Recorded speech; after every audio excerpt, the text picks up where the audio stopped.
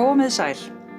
Ég heiti Ásta Kristín Benediktsdóttir og lektor í íslenskum samtímabókmenntum við Íslensku og menningadeild Háskóla Íslands og ég ætla að kynna fyrir ykkur námsbraut í íslensku.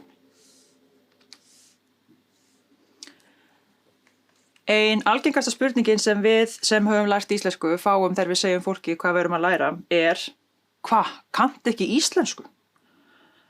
Með öðrum orðum, fólk heldur gjarnan að við kunnum ekki tungumálið nógu vel og við séum í háskóla til að læra að tala og skrifa betri íslensku.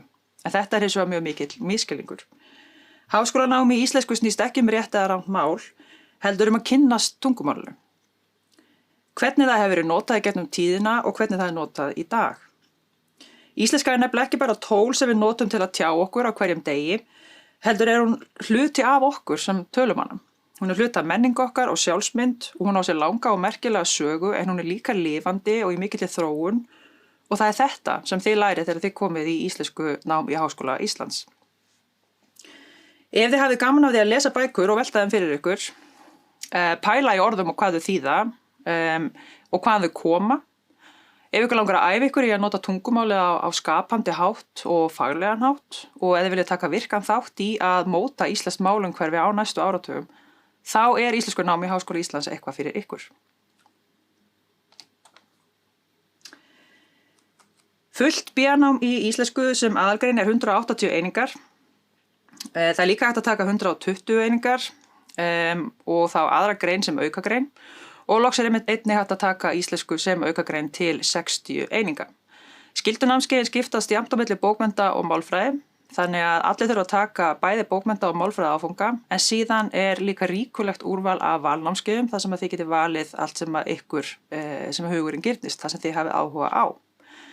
Það má heldur ekki gleyma því að ritlist tekin sem aukagrein til 60 eininga, í boði sem aukagrein og hún oft tekin samhliða íslensku en ritlist einnig á meistarastigi sem fullt nám. Hér eru dæmi námskeið sem eru í boði á þessu skólaári og þið sjáið að þau eru afar fjölbreytt og bæði á sviði málfræði og bókmennta. Grunnnámskeiðin sem eru í boði eru til dæmis aðferðir og vinnubrögð, inngangur á málfræði, bókmenntafræði, íslensk bókmenntasaga, miðaldabókmenntir, straumar og stefnur í bókmenntafræði, fornmálið, setningar og samhengi og ýmislegt fleira í þeim dúr. En síðan þegar kemur að því að þið veljið eitthvað valnámskeið, þá eru þau oft svona sérhæfðari.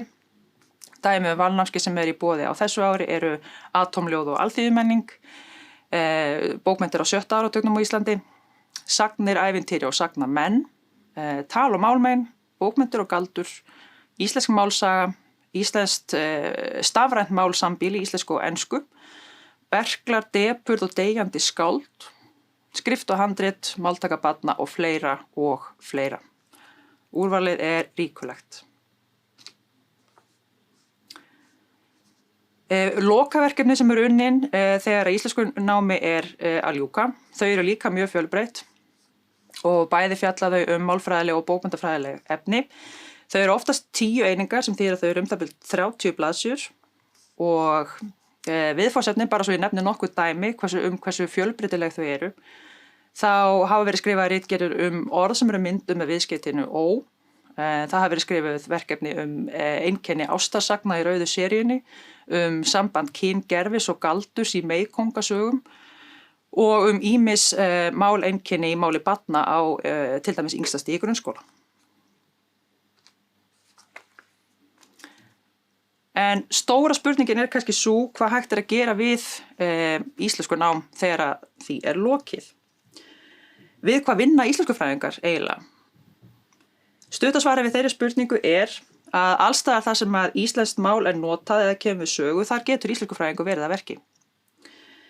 Næst þegar sjáu til dæmis auglýsingaskilti eða auglýsingu á netinu getið velt fyrir ykkur þeirri staðreynd að einhver vann við að hanna textan sem á auglýsingunni.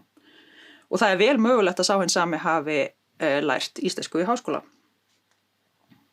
Og næst haldið á bók, sama hvort það skáldsaga eða uppskriftabók, ekki úr vegi að leiða hugan að því að heill hópur af fólki vann mánuðum saman við að búa til textan í bókinni, skrifa, þýða, lesa yfir og ritstýra. Og það voru örugglega nokkrir íslensku fræðingar þar að verki. Þekking á íslensku máli og bókmenntum kemur að notum á fjölmiðlum, í dagskrárgerð í útvarpi og sjónvarpi og þar vinna líka gjarnan málfarsráðgjafar sem að leiðbeina notkun tungumálsins. Svo vinna íslenskufræðingar við að kenna íslensku á öllum skólastigum og sumir stundar rannsóknir á sviði málfræði og bókmennta.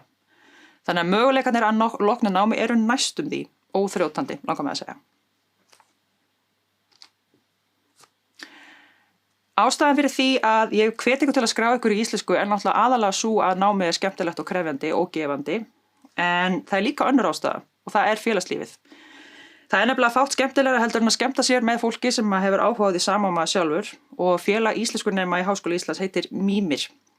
Það var stofnað árið 1946 og það á mjög langa sögu og Mímisfólk hefur langa reynslu af því að skemmta sér og stunda gott félagsstarf. Og á vegum þess fara nefndu til dæmis í vísindaferðir, haust- og vorferðir, þeir halda ásatíðir og kraftakvöld og ýmislegt fleira. Ég hvet ykkur til þess að skoða starfsemi Mímis bæði á Facebook og á netinu. Að lokum vil ég hvet ykkur til þess að hugsa málið, íhuga alvarlega að skrá ykkur í íslensku í Háskóla Íslands og afla ykkur upplýsinga. Þið getið skoða námskeið næsta vetrar á kennsluskrá.hi.is. Þið getið nota netspjallið á hi.is til þess að afla ykkur nánar upplýsinga. Þið getið tala við íslenskunema námið og spurt þau að öllu því sem hugurinn girnist inni á hi.is spurður nema námið. Þið getið nýtt ykkur upplýsingar á hi.is og hug.hi.is sem er vefur hugvísindasviðs og haft samband við skrifstofu hugvísindasviðs í síma og tölvupósti. Og síðast en ekki síst, þá hvet ég ykkur til að hafa samband við mig ef þið hafið áhuga á að vita meira íslenskunámið. Netfangið mitt er akb@hi.is. Ég hlakka til að sjá ykkur í íslenskunni í haust í Háskóla Íslands. Gangi ykkur vel.